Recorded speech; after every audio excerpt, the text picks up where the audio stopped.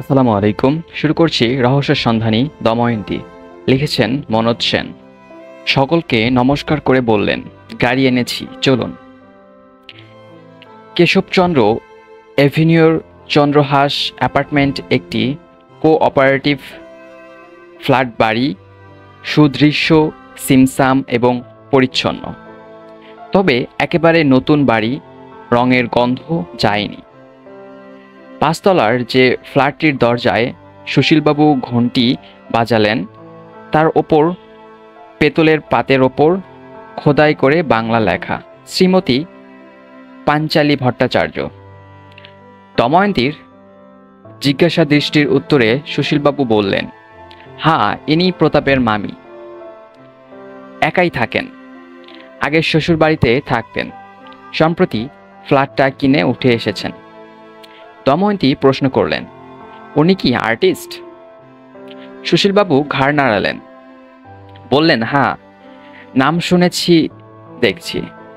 সুশীলবাবু আরও কিছু তার বেয়ানের সম্পর্কে বলতে যাচ্ছিলেন, কিন্তু তার আগেই দরজায় খুলে গেল। যিনি দরজা খুললেন তাকে দেখে শিবেন আর সমরেশ স্থিতহত হয়ে গেল। বিধবা মামি বললে সাধারণত সে সাদা থান পরা, ন্যাড়া মাথা, চোখে গোল স্টিল ফ্রেমের চশমা পরা বয়স্কা মহিলার ছবি মনে ফুটে ওঠে।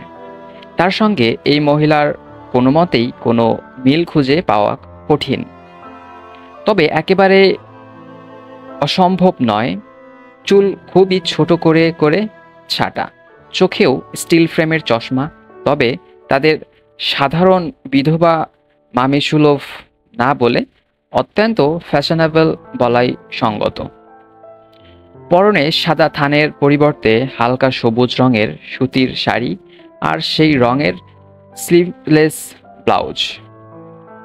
ছিপছিপে চাবুকের মতো ফিগার আর তার ওপরে একটা বুদ্ধিদীপ্ত তীক্ষ্ণ মুখ। বয়স বলা অসম্ভব, 20 থেকে 40, যা খুশি হতে পারে তার বয়স। ভদ্রমহিলা সকলকে নমস্কার করে ভেতরে আহ্বান করলেন, কিন্তু সুশীলবাবু গেলেন না। বললেন, আমি আজ আর বসি না পাঞ্চালী, আমার একটা কাজ আছে। তাছাড়া ওদের তোমাকে কিছু প্রশ্ন করা থাকতে পারে, যা হয়তো আমার পক্ষে শোনা উচিত নয়। বলে তাড়াতাড়ি সিঁড়ি দিয়ে নেমে চলে গেলেন। পাঞ্চালী কিছুক্ষণ সুশীলবাবুর চলে যাওয়া দেখলেন, তারপর অতিথিদের বসবার ঘরে এনে বসালেন। বসবার ঘরটি ছোট, কিন্তু ভারী সুন্দর করে সাজানো। আসবাবপত্র বা ঘর সাজানোর জিনিস বিশেষ কিছু নেই বটে, কিন্তু যা আছে তাদের মধ্যে গৃহত্রীর সুরুচি এবং শিল্পমনের প্রভাব ছড়িয়ে আছে। একটি বেতের সোফা সেট, কয়েকটা মোড়া, মেঝের শীতল পাটি, দেওয়ালে কয়েকটা ছবি আর একটা বুককেস ঘরটাকে এমন একটা বিশিষ্টতা দিয়েছে যা হয়তো অনেক দামি দামি আসবাবপত্রে ভিড়েও দেওয়া যেত না। পাঞ্চালী দময়ন্তীর সামনে একটা মোড়া টেনে নিয়ে বসলেন। কেটে কেটে বললেন, সুশীলবাবু মুখে আপনার সম্পর্কে অনেক কথা শুনল। আপনি ইতিহাসের অধ্যাপিকা হয়েও শখের জন্য এই সব কাজ করেন। সুশীলবাবু কেন আপনাকে অ্যাপয়েন্টমেন্ট করেছেন আমি জানি না, কিন্তু আপনি কি প্রমাণ করতে পারবেন যে দীপান্বিতা নির্দোষ, সে খোকা মানে প্রতাপকে খুন করেনি? দময়ন্তী শান্ত গলায় বলল, সুশীলবাবু আপনাকে আমার সম্বন্ধে কি বলেছেন আমি জানি না, তবে স্পষ্টত কথা বললেনই যে কাউকে দোষী বা নির্দোষ প্রমাণ করা আমার কর্তব্য নয়। কোনো ঘটনার পিছনে পরস্পর এবং তার কার্যকারণ সম্পর্কে খুঁজে বের করে তার বিশ্লেষণই যেমন ঐতিহাসিকের কর্তব্য, আমারও তাই। দীপান্বিতা তার স্বামীকে দুপুরবেলা তার নিজের ঘরে গুলি করে মেরেছেন, এটা ঘটনা, কিন্তু তার ওখানে শুরু এবং ওখানেই শেষ তা নয়। আমাদের কথা বিশ্বাস করার কারণ আছে যে এই দুর্ভাগ্য দম্পতি একটা দীর্ঘদিনের অতি নিষ্ঠুর ষড়যন্ত্রের অসহায় শিকার। সেই ষড়যন্ত্রের মূল খুঁজে বের করব, এরকম কথায় আমি সুশীলবাবুকেই দিয়েছি। দময়ন্তীর কথায় পাঞ্চালীর গলার সুরটা একটু নরম হলো ঠিকই, কিন্তু তার দু চোখের অবিশ্বাস আগের মতোই রইল। বললেন, আপনি কি সেই ষড়যন্ত্রের মূল এ বাড়িতে পাবেন বলে আশা করেন? দময়ন্তী হেসে বললেন, বলল, কিছু পাবো সে আশা না থাকলে এ বাড়িতে আসবো কেন বলুন? ইচ্ছে হোক অনিচ্ছেই হোক, এই নাটকে তো আপনারাও কিছু অংশ, তাই না? পাঞ্চালীর কথা গলার আবার কঠিন হয়ে উঠল। না, এই নাটকে আমার কিছুমাত্র অংশ নেই। এই বিয়েতে আমার মত ছিল না। খোকাকে বহুবার বলেছি, এখনো সময় আছে, চলে আয়। আমার কথা তখনও শোনেনি। আমার যদি কোনো অংশ থাকতো তাহলে ওর এরকম পরিণত হতো না। এই বিয়েতে আমার মত ছিল না। কেন? দীপান্বিতা ভালো মেয়ে ছিল না। উড়ন্ত চণ্ডী স্বভাব, প্রচণ্ড খামখেয়ালি আর অত্যন্ত পুরুষ ঘেঁষা মেয়ে ছিল। কলেজ পড়তেই ওর অনেক বদনাম রটেছিল, আর শেষে তো একেবারে বয়ে গিয়েছিল। ওরকম নোংরা একটা মেয়েকে খোকার স্ত্রী হিসেবে কল্পনাই করা যায় না। আর হবে না ই বা কেন? তার রক্তের দোষ। সে শত চেষ্টা করলেও কি কখনো ভালো হতে পারে? পাঞ্চালীর শেষ কথাটা শুনে তিনজনেই চমকে উঠল। দময়ন্তী প্রশ্ন করল, দীপান্বিতার রক্তে দোষ ছিল? এটা আপনি বিয়ের আগেই জানতেন? পাঞ্চালী মাথা নেড়ে বললেন, জানতুম বোধ হয়, বা পরেও জেনে থাকতে পারি। তবে তাতে কিছু যায় আসে না। খোকাকে ঠেকাতে পারলুম না। সে দীপান্বিতার রূপ দেখলো, তার বাবার টাকা দেখলো, ফ্যাক্টরি দেখলো, আর গোলে জল হয়ে গেল। বলল, মামি ওসব বাজে রটনা। আমি জানি সব ঠিক হয়ে যাবে। এই তো ঠিক হলো। বলতে বলতে পাঞ্চালীর দু চোখ বেয়ে জলের ধারা নেমে এলো। এরকম অবস্থায় দময়ন্তী সাধারণত চুপ করে যায়। ভাবাবেগ একটু কমলে তারপর শুরু করে। কিন্তু এখন অন্যরকম দেখা গেল। কোনো ভেতরে উত্তেজনার অপেক্ষা না করেই আবার প্রশ্ন করল, আপনি বললেন যে দীপান্বিতা শেষ দিকে একদম বয়ে গিয়েছিল, তার মানে কি? পাঞ্চালী চোখের জল মুছে ভারী গলায় বললেন, আমি তা সঠিক জানি না। তবে খোকার মুখে শুনল দীপান্বিতা বেলেল্লাপনার চূড়ান্ত করছিল। ক্লাবে যাবার নাম করে বেরিয়ে যেত, অনেক রাতে ফিরত। মাঝে মাঝে দিদির কাছে যাচ্ছে বলে কলকাতার বাইরে চলে যেত। রাতের পর রাত বাড়ি ফিরত না। আপনি এ ব্যাপারে সুশীলবাবুর সঙ্গে কথা বললেননি? বলেছিলাম, তবে ওর কাছে এ প্রসঙ্গে পড়লেই উনি বলতেন মেয়েকে উনি সঙ্গে করে ক্লাবে নিয়ে যান, উনিই বড়া করে নিয়ে যান। স্বভাবতই উনি নিজের মেয়ের রিপুটেশন প্রোটেক্ট করার চেষ্টা করতেন। মা মরা ছোট মেয়ে তো। কিন্তু তার ফল কি হলো? অন্যায়কে ধাপা চাপা দিলে সেটা নিশ্চিত তো হয় না, বরং কোনো না কোনো সময় অবধারিতভাবে ফনা তুলে বেরিয়ে আসে, তাই না? এক্ষেত্রেও তাই হলো। সুশীলবাবু অত্যন্ত ভালো মানুষ। তিনি মেয়েদের আদর দিয়ে গেছেন, কিন্তু এসব সম্ভাবনার কথা তার মনে আসেনি। সুশীলবাবু যে তার ছোট মেয়েকে আপনার সামনে প্রোটেক্ট করেছেন, সত্যি কথা বলেছেন না, এ বিশ্বাস আপনার হলো কি করে? পুরো প্রমাণ পেয়েছিলেন? না, আমি থেকে প্রমাণ পাবো? খোকা মাঝে মাঝে এসে যা বলতো তাই শুনেছি। আর সুশীলবাবু প্রতি আর ওর অন্য সমস্ত ব্যাপারে গভীর শ্রদ্ধা ছিল, কেবল মেয়ের প্রতি অন্ধ ভালোবাসাটুকু ছাড়া।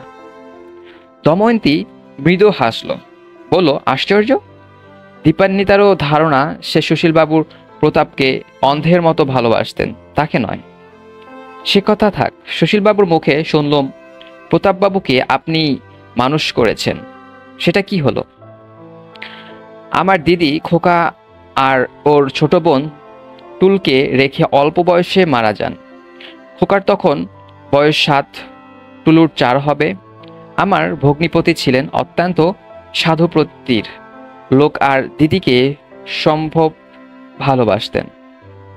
তিনি দ্বিতীয়বার বিয়ে করেন না, একথা পরিষ্কারভাবে সকলকে জানিয়ে দিলেন। তারপর হঠাৎ একদিন 2 ছেলে মেয়েকে আমার বাড়িতে এনে রেখে সংসার ত্যাগ করে সন্ন্যাস নিলেন। আমার তখন বছর 16 বয়স, মাতৃক দিয়ে বাড়িতে বসে আছি। কাজেই ওদের দেখাশোনাগুলো ভার আমার ওপরেই পড়ল। এই আয় পাশ করার পর আমার বিয়ে হয়। আমার শ্বশুর বাড়ি জোড়াবাগানে, বিশাল বাড়ি, পুকুর, টেনিস কোর্ট কি নেই, অথচ থাকার মধ্যে ছিলেন আমার শ্বশুর, শাশুড়ি, ভাসুর, যা আর 2 ভাসুরপো। আমার বিয়ের কিছুদিনের মধ্যেই ভাসুর বালিগঞ্জে বাড়ি করে উঠে গেলেন। তার কয়েক মাসের মধ্যে আমরা স্বামী মারা গেল আমার। আমি পড়লুম এক প্রকাণ্ড নিঃসঙ্গতার মধ্য। তখন আমার শ্বশুর শাশুড়ি অনুরোধ খোকাকে নিয়ে এলুম আমার কাছে মানুষ করার জন্য। ততদিনে জামাইবাবু গত হয়েছেন। সে থেকে আমার কাছেই রয়ে গেল 24 বছর বয়স পর্যন্ত। আপনি আর্টিস্ট হলেন কি করে? আমার শ্বশুরমশাই যোগেশ ভট্টাচার্য অতীতের একজন খুব নাম জানা আর্টিস্ট ছিলেন। উনি আমাকে বিএ পাশ করার পর আর্ট স্কুলে ভর্তি করে দেন। আমার প্রথমে প্রদর্শনীর অবস্থাও উনিই করে দিয়েছিলেন। আপনি এখন কি কিছু করেন, মানে রোজগার পাতি? হ্যাঁ করি, আমি অট্রেক্ট অ্যাডভার্টাইজিং এজেন্সির একজন ডিরেক্টর। আপনি দ্বিতীয়বার বিবাহ করেননি কেন? সংস্কারবশত না, অন্য কোনো কারণ ছিল? কোনো সংস্কারের আমি ধারা ধারি না। করা হয়নি খোকার জন্য। নতুন করে কোনো সংসার পাতলে সেখানে খোকার কোনো স্থান নাও থাকতে পারত। কিন্তু এসব প্রশ্ন কেন? আপনি কি আমার জীবনের ইতিহাস জানবার জন্য এখানে এসেছেন? দময়ন্তী হেসে বলল, না ঠিক তা নয়। আমার এখানে আসার অন্যতম উদ্দেশ্য ছিল প্রতাপবাবুর চাকরি জীবনে বাইরে কোনো বন্ধু বান্ধব ছিল কি না সে সম্পর্কে খোঁজ নেওয়া। না, খোকার সেরকম অন্তরঙ্গ বন্ধু কেউ ছিল বলে আমার জানা নেই। সে ছিল তার বাবার মতো গম্ভীর, ইন্ট্রোভার্ট আর নরম প্রকৃতির। দোষও ছিল তাও আর বাবার মতো। রেগে গেলে প্রচণ্ড ক্ষেপে যেত। এরকম ছেলের ইয়ারদোস্ত থাকা কঠিন। অচ্যুতশীল বলে কারোর নাম কখনো শুনেছেন ওর মুখে? না, কখনো নয়। আর একটা কথা, প্রতাপবাবুর বিয়ের আগের কোনো ছবি আছে আপনার কাছে? আছে, তবে ফটোগ্রাফ নয়, আঁকা ছবি। ওই যে ওইটে বলে পাঞ্চালির দময়ন্তীর পেছনের দেওয়ালে একটা তেল রঙের আঁকা ছবির দিকে দৃষ্টি আকর্ষণ করলেন। তারপর বললেন, খোকার বিয়ের মাস 6 আগে আঁকা। এ ছবিটি অনেকগুলি প্রাইজ পেয়েছে, আমার অন্যতম শ্রেষ্ঠ কাজ। ছবিটি বেশ বড়, প্রায় 36 ইঞ্চি লম্বা, 24 ইঞ্চি চওড়া, গাঢ় বাদামি আর সবুজ রঙের আঁকা একটি প্রায়ান্ধকার কুয়াশাচ্ছন্ন অতিকায় মহিরুহর বন। নিচে বড় বড় পাতার ঝোপ, আর সেই জঙ্গলের ভেতরে থেকে ছুটে আসছে গ্রিক বনদেবতা প্যানের মতো একটি মানুষ। গ্রিক ভাস্কর্যের মতোই সুঠাম সুন্দর শরীর, মাথায় ফুলের মুকুট আর এক হাতে একটি পুষ্পিত গাছের ডাল। মানুষটি বিভৎস একটি ঝুঁকে থাকা ঝোপের পাতায় কোনো রকমে তার লজ্জা নিবারণ হয়েছে বটে, কিন্তু তার নগ্নতা নয়, বরং দৌড়ে আসার স্বচ্ছন্দ স্বাভাবিক এবং দৃপ্ত ভঙ্গি দর্শককে আকৃষ্ট করে, মুগ্ধ করে। অথচ তার মুখে কিন্তু উল্লাস বা অতিরিক্ত হর্ষের কোনো অভিব্যক্ত নেই। তার বদলে রয়েছে একটি সরল আত্মহারা বিহুল ভাব, যেন সুন্দরী প্রতীক তাকে মোহাবৃষ্ট করে রেখেছেন। বলা বাহুল্য, এই মানুষটি প্রতাপ চৌধুরী। দময়ন্তী কিছুক্ষণ তম্ত হয়ে ছবিটা দেখল। তারপর দীর্ঘশ্বাস ফেলে বলল, খুব সুন্দর। পাঞ্চারি ভারী গলায় বললেন, হ্যাঁ, অনেকেই ছবিটি কিনতে চেয়েছেন, আমি দেইনি। ছবিটা শেষ কবে প্রাইজ পেয়েছে? খোকা মারা যাবার মাস 2 আগে। তারপর আর কোনো এক্সিবিশনে পাঠাইনি, পাঠাবও না। এবার একটা অনুরোধ। কি বলুন? দীপান্বিতা তার পরিবারে একটি কলঙ্কের ইতিহাস আছে। এই খবরটা আপনি তার বিয়ের আগে জানতেন না, পরে জেনেছিলেন। কথাটা আপনার মনে নেই বললেন। আমার অনুরোধ হলো ব্যাপারটা একটু মনে করবার চেষ্টা করবেন, আমার কিভাবে জেনেছিলেন সেটাও। আর মনে যদি পড়ে তাহলে সঙ্গে সঙ্গে আমাকে টেলিফোন করে জানিয়ে দেবেন। বেশ, তাই করব। তাতে যদি আপনার বা অন্য কারো উপকার হয় তো মন্দ কি? চন্দ্রহাস অ্যাপার্টমেন্ট থেকে বেরিয়ে শিবেন বললেন, চমৎকার। দুজনেই দুজনে আপ্রাণ সন্দেহ করে যাচ্ছে, অথচ সেটাই খোলসা করে কথা বলছে না। বললেন, হয়তো এরকম ব্যাপারটা হতো না।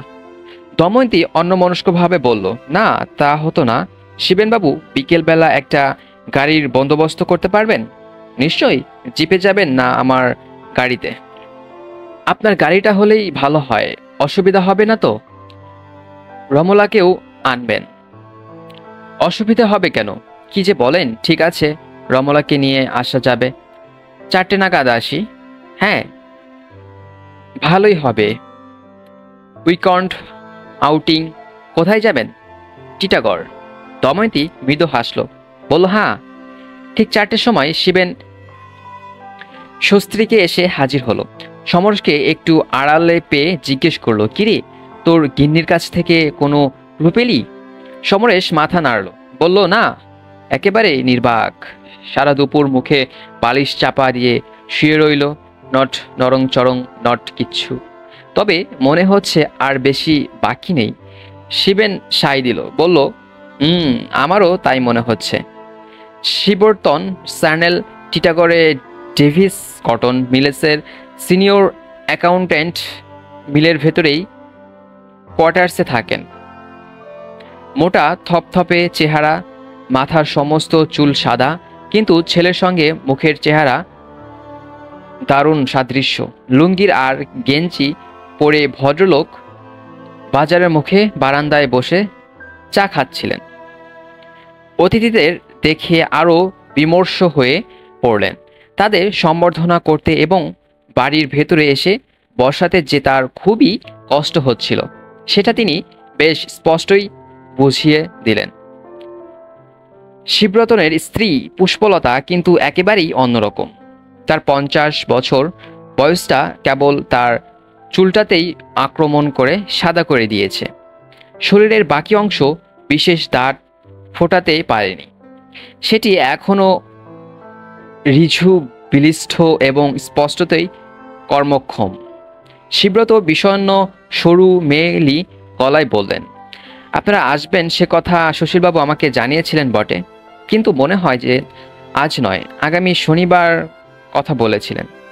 দময়ন্তী বলল, হ্যাঁ, সেই রকমই কথা হয়েছিল, কিন্তু একটি বিশেষ কারণে আজই চলে আসতে হলো।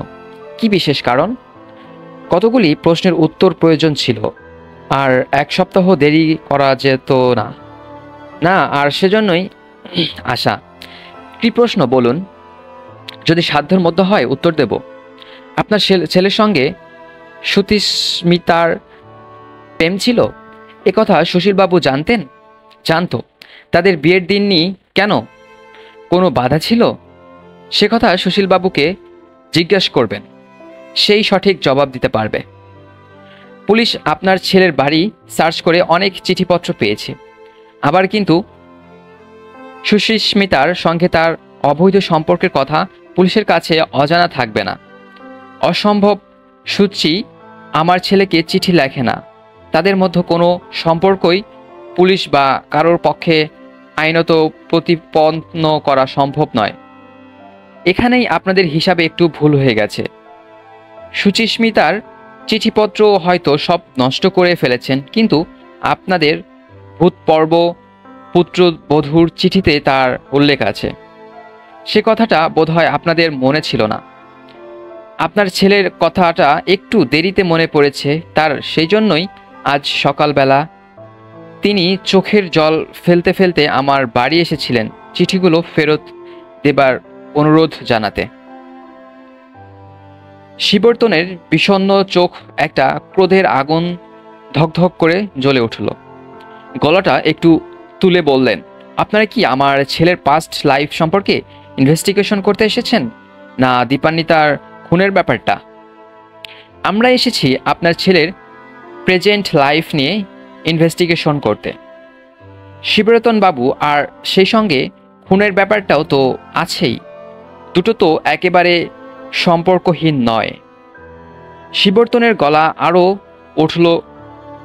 বলেন, আপনি বলতে চান আমার ছেলে এই খুনের সঙ্গে জড়িত? জানেন আমি পুলিশ ডাকতে পারি। দময়ন্তী হাস্যর্য বলল, পুলিশ তো আমাদের সঙ্গেই আছে শিবব্রত বাবু, আর আপনার ছেলে যদি জড়িত না হয় তাহলে বৃন্দাকে বড়া করে পাঠিয়েছে কেন? বলামাত্র পুষ্পলতা হঠাৎ গলার মধ্যে একটা বিকট শব্দ করে উঠলেন, আর শিবব্রত তার থপথপে শরীরটা অবিশ্বাস্য ক্ষিপ্রতায় সোজা দাঁড় করিয়ে চিৎকার করে উঠলেন, দিস ইজ ইনসাল্ট! আমি মানহানির মোকদ্দমা করব, আপনাদের জেল খাটাবো। হ্যাঁ। দময়ন্তী নির্বিকার মুখে বলল, আমরা কাল ব্র্যাক ডায়মন্ড ওয়ার্কারি যাচ্ছি, ছটাটা দেশের ছাড়বে, তার আগে কিন্তু বাড়ি থেকে বেরোবেন না, তাহলে এই এরামানে পুলিশ খামোখ ছটটা বাঁধবে। শিবব্রতর কানে শেষ কথাগুলো গেলে বলে মনে হলো না, কারণ তিনি তখন দু চোখ বন্ধ করে ষাঁড়ের মতো চিৎকার করছেন, get out, get out, get out. বাড়ি থেকে বেরিয়ে শিবেন বলল, এখানকার থানায় একটা খবর দিয়ে যাই, শিবরতনকে সন্ত্রিষ্ট আটক দিক। দময়ন্তী মাথা নাড়ল, বলল, না, তার দরকার হবে না। সুচিস্মিতার সঙ্গে সত্যকির ব্যাপারটা ধরলেই কি করবে? অনুমান, তবে এই সিদ্ধান্তের পেছনে যেসব যুক্তি আছে সেগুলো এখন না পড়ে বলবো। আর বৃন্দা? সেই অনুমান? হ্যাঁ, ভালো কথা। এখানে থেকে বরাকের যোগাযোগ করা সম্ভব? সম্ভব। কি করতে হবে? আজ রাত্রি থেকে রোমানুজ লাহিড়ীর বাড়ি থেকে যারা বেরোবে তাদের যেন সুযত্নে অনুসরণ করা হয়। তারা কোথায় গেল, কার সঙ্গে দেখা করলো, তার সমস্ত রিপোর্ট কাল সকালে আমাদের চাই। আর কোনো একটা ইঙ্গিতে চট করে বাড়ি ঘেরাও করার বন্দোবস্ত যেন থাকে। শিবেন গাড়ির দরজা খুলতে খুলতে বলল, তাই হবে, কিন্তু ব্যাপারটা যে কি হচ্ছে এখনো বুঝতে পারছি না। দময়ন্তী গম্ভীর মুখে বলল, আমি পারছি, সন্দেহ বিশেষ কিছু আর নেই, কেবল কাল বরাকর না যাওয়া পর্যন্ত সম্পূর্ণ সন্দেহের বোধ হয় হতে পারবো না। ধন্যবাদ সবাইকে।